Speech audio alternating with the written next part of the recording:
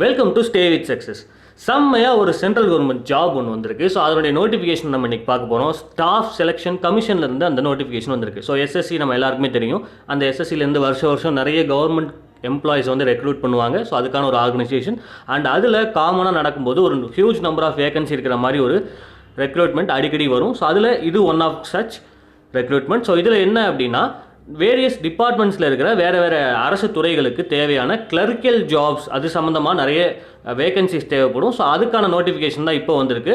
So இதை என்ன சொல்கிறாங்க அப்படின்னா CHSL அப்படின்னு சொல்கிறாங்க, which means combined higher secondary level examination. அதாவது 10th + 2 தான் இதுக்கான மேக்ஸிமம் குவாலிஃபிகேஷனு. அண்ட் இந்த நோட்டிஃபிகேஷனை பார்த்தீங்க அப்படின்னா இதில் ரொம்பவே நீட்டான ஒரு நோட்டிஃபிகேஷன். அந்த நோட்டிஃபிகேஷனில் முக்கியமான டேட்ஸை நமக்கு ஃபஸ்ட்டே டிஸ்பிளே பண்ணிடுறாங்க. ஸோ இது என்னையிலேருந்து ஸ்டார்ட் ஆகிருக்கு அப்படின்னா 6th 11 2020 ஆரம்பித்து 15th 12 2020 நீங்கள் அப்ளை பண்ணணும். அண்ட் அதில் ஃபீஸ் அப்ளை பண்ணுறது. ஸோ அந்த டீட்டெயில்ஸ் நம்ம பின்னாடி பார்ப்போம். ஸோ இதுக்கு என்னென்ன மாதிரி ஜாப்ஸ் இருக்குது, இதோட பே ஸ்கேல் என்ன, அண்ட் இதை வந்து எப்படி அப்ளை பண்ணணும் அப்படின்ற எல்லா டீட்டெயிலுமே இந்த வீடியோவில் இருக்க போகுது. அண்ட் மோஸ்ட் இம்பார்ட்டன்ட்லி இதில் என்னென்ன மாதிரி எக்ஸாம்ஸில் கொஷின் கேட்பாங்க, அதுக்கு வந்து நம்ம ஸ்பெஷலாக ஏதாவது ட்ரைனிங் கொடுக்க முடியுமா, ஸோ அந்த மாதிரி டீட்டெயில்ஸும் உங்களுக்கு இந்த ஜாப் நோட்டிஃபிகேஷனோட சேர்ந்தே இருக்க போகுது. ஸோ வாங்க இன்னைக்கு இந்த நோட்டிஃபிகேஷனில் என்ன இருக்குது அப்படிங்கிறத பார்த்துடலாம். இந்த மாதிரி ஒரு அருமையான சென்ட்ரல் கவர்மெண்ட் ஜாப் வந்திருக்க இந்த சமயத்தில் நம்ம அப்ளை பண்ணுறதுங்கிறது நம்ம ரொம்பவே கிளவராக எடுக்கிற ஒரு டிசிஷனாக இருக்கும். ஸோ என்ன மாதிரி ஜாப், கிளரிக்கல் ஜாப் அப்படின்ற மாதிரிலாம் யோசிக்க வேண்டாம். ஜஸ்ட் நம்ம சென்ட்ரல் கவர்மெண்ட் ஜாப்னாலே செம்ம கெத்தான ஜாபாக தான் இருக்கும். ஸோ நம்ம அப்படியே ப்ரொசீட் பண்ணிடலாம். ஸோ என்ன மாதிரி ஜாப் ரோல்ஸ் இங்கே ஆஃபர் பண்ணுறாங்க அப்படின்னா, lower divisional clerk and junior secretariat assistant and postal assistant, sorting assistant and data entry operator. So type writing முடிச்சிருந்தீங்க அப்படின்னா டேட்டா என்ட்ரி ஆப்ரேட்டர் அப்படின்ற போஸ்ட்டுக்கு நீங்கள் தாராளமாக அப்ளை பண்ணலாம். So for various ministries, departments, office of the central government of India. So government ஆஃபீஸில் இருக்க இந்த மாதிரி கிளரிக்கல் ஜாப்ஸ்க்கான ஒரு ஓவரால் வேகன்சி. அண்ட் இதுக்கான பே ஸ்கேல் என்ன அப்படின்னா, இந்த லோவர் டிவிஷன் கிளர்க் LDC அப்படின்னு சொல்லுவாங்க. And junior secretariat assistant which means JSA அப்படின்னு சொல்லுவாங்க. ஸோ இதுக்கான பே ஸ்கேல் லெவல் வந்து 2. உங்களுக்கு ஸ்டார்டிங் சேலரியே 19,900லேருந்து 63,200 வரைக்கும், அதாவது 19,900 ரூபாயிலிருந்து 63,200 ரூபாய் வரைக்கும் உங்களுக்கு பே ஸ்கேல் இருக்கும். அண்ட் போஸ்டல் அசிஸ்டன்ட் அப்படின்னு ஒரு ஜாப் இருக்குது, PA. And again sorting assistant அப்படின்னு ஒரு ஜாப் இருக்குது. ஸோ அதுக்கான பே லெவல் வந்து 4. அண்ட் அந்த பே லெவல் 4ல் 25,500 rupees உங்களுக்கு ஸ்டார்டிங் சேலரி இருக்க போகுது. அண்ட் 81,100 வரைக்கும் அது வேரி ஆக போகுது. அண்ட் டேட்டா என்ட்ரி ஆப்ரேட்டருக்கு பே ஸ்கேல் பார்த்தீங்கன்னா சேம் தான், பே லெவல் 4 தான், 25,500லேருந்து 81,100 வரைக்கும். அண்ட் டேட்டா என்ட்ரி ஆப்ரேட்டர்லேயே கிரேட் A அப்படின்னு ஒரு கிரேட். இந்த ஜாப்ஸ்க்கான குவாலிஃபிகேஷன் அப்படின்னு பார்த்தீங்கன்னா, நீங்கள் ஜஸ்ட் 12th ஸ்டாண்டர்ட் முடிச்சிருந்தாலே போதும். இந்த LDC அதாவது lower division clerk, JSA, so அந்த மாதிரி ஜாப்ஸ் எல்லாத்துக்குமே அப்ளை பண்ணலாம். டேட்டா என்ட்ரி ஆப்ரேட்டர் கிரேட் Aக்கு மட்டும் 12th ஸ்டாண்டர்டில் நீங்கள் சயின்ஸ் ஸ்ட்ரீமில் படிச்சிருக்கணும். ஸோ சயின்ஸ் ஸ்ட்ரீம் அப்படின்னா என்னென்னா மேத்தமெட்டிக்ஸ் படிச்சிருக்கணும் முக்கியமாக. ஸோ அந்த மேத்தமெட்டிக்ஸ் படிச்சிருந்தீங்கன்னா நீங்கள் டேட்டா என்ட்ரி ஆப்ரேட்டர் கிரேட் Aக்கு குவாலிஃபை ஆகிட்டீங்க. அண்ட் இந்த ஜாப்ஸ்க்கான ஏஜ் லிமிட் அப்படின்னு பார்த்தீங்கன்னா, உங்களுக்கு எல்லா போஸ்ட்டுக்குமே 18 to 27 இயர்ஸ் இருக்கணும், 1/1/2021க்குள்ள. So candidates born not before 2/1/1994 and not later then 1/1/2003 are eligible to apply. அதாவது நீங்கள் 2/1/1994க்கு முன்னாடி பிறந்திருக்கக்கூடாது அண்ட் 1/1/2003க்கு அப்புறம் பிறந்திருக்கக்கூடாது. இந்த மிடில் கேப்பில் உங்களோட டேட் ஆஃப் பர்த் இருந்துச்சுன்னா நீங்கள் இந்த எக்ஸாம் அப்ளை பண்ணுறதுக்கு எலிஜிபிள். ரிலாக்ஸேஷன் அப்படிங்கிறது பார்த்தீங்கன்னா கேட்டகரி வைஸாக கொடுத்துருக்காங்க. SC STயோட age relaxation up to 5 years வரைக்கும் இருக்கும். அண்ட் OBCக்கு அப் டு 3 இயர்ஸ் வரைக்கும் இருக்கும். அண்ட் PWD கேண்டிடேட்ஸ்க்கு 10 இயர்ஸ் வரைக்கும் நமக்கு ஏஜ் ரிலாக்ஸேஷன் கொடுக்குறாங்க. ஸோ அண்ட் அது மட்டும் இல்லாமல் PWDயில் இன்னும் சப் கேட்டகரி அப்படின்னு பார்த்தோம்னா SC ST. ஸோ அதுக்கு வந்து 15 இயர்ஸ் வரைக்கும் உங்களுக்கு ரிலாக்ஸேஷன் கொடுக்குறாங்க. எக்ஸ் சர்வீஸ் மேனாக இருந்தால் 3 இயர்ஸ் வரைக்கும் ஏஜ் ரிலாக்ஸேஷன் இருக்குது. அண்ட் அதுக்கப்புறம் டிஃபென்ஸில் இருந்தால், டிசேபிள்டு பர்சனாக இருந்தால், ஸோ அந்த மாதிரி various types of age relaxations இருக்குது. ஸோ அந்த நோட்டிஃபிகேஷனை கொஞ்சம் தெளிவாக படித்து பாருங்கள். ஸோ ஏஜ் ரிலாக்ஸேஷனை பற்றி பேசிகிட்டு இருக்கும்போது டேட் ஆஃப் பர்த் நீங்கள் ஃபில் பண்ணும்போது ரொம்ப கேர்ஃபுல்லாக ஃபில் பண்ணணும். உங்களுடைய மெட்ரிகுலேஷன் ஸ்கூல் சர்டிஃபிகேட்ஸில் என்ன இருக்கோ அந்த டேட் ஆஃப் பர்த் இங்கே கண்டிப்பாக ஃபில் பண்ணி ஆகணும். ஸோ அதில் ஏதாவது வேரியேஷன்ஸ் இருந்துச்சுன்னா கூட அது டிஸ்குவாலிஃபை பண்ணுறதுக்காக ஒரு காரணமாக இருக்கலாம் அப்படின்ற மாதிரி இந்த நோட்டிஃபிகேஷனில் ரொம்பவே டீட்டெயில்டாக கொடுக்குறாங்க. ஸோ அதனால் கொஞ்சம் கேர்ஃபுல்லாக டேட் ஆஃப் பர்த்தை ஃபில் பண்ணுங்கள். அண்ட் இந்த எக்ஸாமினேஷன் பார்த்தீங்க அப்படின்னா உங்களுக்கு 3 ஸ்டேஜஸாக நடக்க போகுது. அந்த 3 ஸ்டேஜஸை Tier 1, Tier 2, Tier 3 அப்படின்னு 3 டயர்ஸாக ஸ்ப்ளிட் பண்ணி வச்சுருக்காங்க. டயர் 1 என்ன அப்படின்னா கம்ப்யூட்டர் பேஸ்டு எக்ஸாமினேஷனாக இருக்க போகுது.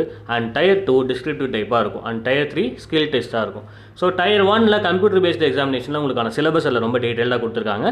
அதில் ஃபர்ஸ்ட் நமக்கு மொத்தம் 4 டாபிக்ஸ் இருக்குது. 4 டாபிக்ஸில் வந்து ஈச் 25 கொஸ்டின்ஸ் வரும். ஒவ்வொரு கொஸ்டினுக்கும் உங்களுக்கு 2 மார்க், டோட்டலாக 200 மார்க்ஸ்க்கான டெஸ்ட் எழுத வேண்டியிருக்கும். அண்ட் அந்த 200 மார்க்ஸ்க்கான டெஸ்ட்டை நீங்கள் 60 மினிட்ஸ்க்குள்ளே கம்ப்ளீட் பண்ணுற மாதிரி இருக்கும். இன்கேஸ் உங்களுக்கு ஸ்கிரைப் அலவுடாக இருந்துச்சுன்னா, எலிஜிபிளாக இருந்துச்சுன்னா உங்களுக்கு 80 மினிட்ஸ் வரைக்கும் நீங்கள் அந்த டைம் எடுத்துக்கலாம். ஸோ இதில் 4 டாபிக் இம்பார்ட்டண்டான topic. One is English language and general intelligence, quantitative aptitude, general awareness. So not only இந்த டாப்பிக்கோட டைட்டில் மட்டும் இல்லாமல் அதோட ஃபுல் அண்ட் ஃபுல் டிஸ்கிரிப்டிவ் சிலபஸும் இங்கே கொடுத்துருக்காங்க. ஸோ இந்த டாபிக்ஸில் நீங்கள் வெல் வெஸ்டாக இருந்தீங்கன்னா ஈஸியாக அந்த எக்ஸாமை பாஸ் பண்ணிடலாம். அண்ட் இதில் ரொம்பவே நல்ல விஷயம் என்ன அப்படின்னா, குவான்டிடேட்டிவ் ஆப்டிடியூடை பொறுத்த வரைக்கும் நீங்கள் கவலையே பட, நம்ம ஸ்டே வித் சக்ஸஸ் யூடியூப் சேனலில் இந்த குவான்டிடேட்டிவ் ஆப்டிடியூடில் இருக்க மேஜர் ஆஃப் த டாபிக்ஸை நம்ம கவர் பண்ணியிருக்கோம். ஸோ அந்த டாபிக்ஸ் ரிலேட்டடாக உங்களுக்கு எந்த டவுட்ஸ் இருந்தாலும் சரி, நிறைய ட்ரைனிங் தேவைப்பட்டாலும் சரி, நம்ம ஸ்டே வித் சக்ஸஸ் யூடியூப் சேனலில் இருக்க பிளேலிஸ்ட்டை செக் பண்ணி பாருங்கள். ஸோ அந்த பிளேலிஸ்ட்டில் இந்த டாபிக்ஸில் ரொம்பவே சிம்பிளாக டிப்ஸ் அண்ட் ட்ரிக்ஸோடு நாங்கள் உங்களுக்கு எக்ஸ்பிளைன் பண்ணியிருப்போம். ஸோ இந்த ட்ரைனிங் நீங்கள் எடுத்துக்கிட்டீங்க அப்படின்னா ரொம்ப ஈஸியாக பாஸ் பண்ணிடலாம்.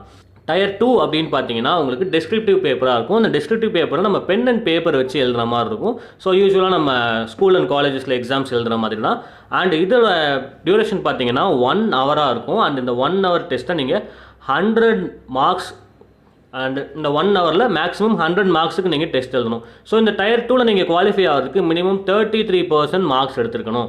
So the paper will have to written either in Hindi or English. So நீங்கள் சூஸ் பண்ணியிருக்க லாங்குவேஜை பொறுத்து நீங்கள் ஹிந்திலேயோ அல்லது இங்கிலீஷ்லையோ எழுதியிருக்கலாம். பாதி ஹிந்திலையும் பாதி இங்கிலீஷ்லையும் எழுதுனா 0 மார்க்ஸ் தான் போடுவேன் அப்படிங்கிறதையும் ரொம்ப தெளிவாக அந்த நோட்டிஃபிகேஷனில் கொடுத்துருக்காங்க. ஸோ இதில் வந்து நம்ம ரோல் நம்பர்ஸ்லாம் கரெக்டாக என்டர் பண்ணணும். ஸோ அந்த மாதிரி நிறைய கண்டிஷன்ஸ்லாம் இருக்குது. ஸோ அதை கொஞ்சம் கேர்ஃபுல்லாக படித்து பார்த்துருங்க. அண்ட் டயர் 3 அப்படின்னு பார்த்தீங்கன்னா உங்களுக்கு மேக்ஸிமம் ஸ்கில் டெஸ்ட்டாக தான் இருக்கும். ஸோ ஸ்கில் டெஸ்ட் அப்படின்னா மேஜராக கம்ப்யூட்டரில் டைப் பண்ணுற மாதிரி டெஸ்ட் இருக்கும். ஸோ நீங்கள் டைப் ரைட்டிங் கிளாஸஸ்லாம் முடிச்சிருந்தீங்க அப்படின்னா நீங்கள் ரொம்பவே கான்ஃபிடென்ட்டாக எக்ஸாமுக்கு அப்ளை பண்ணலாம். அண்ட் இதில் data entry speed of 8000 key depressions, ஒரு ஹவருக்கு 8000 கீ டிப்ரெஷன்ஸ் இருக்கணும் அப்படின்ற மாதிரி சொல்லியிருக்காங்க data entry operator. And the most probably data entry operator grade A அப்படின்ற ஜாபுக்கு நீங்கள் குவாலிஃபை ஆகணும் அப்படின்னா உங்களுக்கு 1 ஹவருக்கு 15,000 கீ டிப்ரெஷன் அந்த ஸ்பீட் இருக்கணும். இதில் வேர்ட்ஸ் பர் மினிட் கன்வெர்ட் பண்ணி பார்த்தீங்கன்னா அது 35 இது 45 வரும். ஸோ அவ்வளோதான். So 35 words per minute and 45 words per minute. And இந்த எக்ஸாமுக்கு அப்ளை பண்ணுறதுக்கு ssc.nic.in அப்படின்ற அந்த வெப்சைட்டில் போனீங்கன்னா முன்னாடியே CHGSL அப்படின்ற மாதிரி ஒரு நோட்டிஃபிகேஷன் இருக்கும். ஸோ அதில் நம்ம போய் ஈஸியாக அப்ளை பண்ணிடலாம். அண்ட் இதில் ரொம்ப முக்கியமாக ஒரு விஷயம் நீங்கள் கவனிக்கணும் அப்ளை பண்ணுற போகிறதுக்கு முன்னாடி. அது என்ன அப்படின்னா, உங்களுடைய ஃபோட்டோகிராஃபில் டேட் மென்ஷன் பண்ணியிருக்கணும். அதாவது the photograph should not be more than 3 months old from the date of publication of the date of notice, and the date on which photograph has been taken out should be clearly printed out. அந்த date என்ன date அப்படின்னா, நீங்கள் photo எடுத்த date உங்களுடைய ஃபோட்டோவில் இருக்கணும்.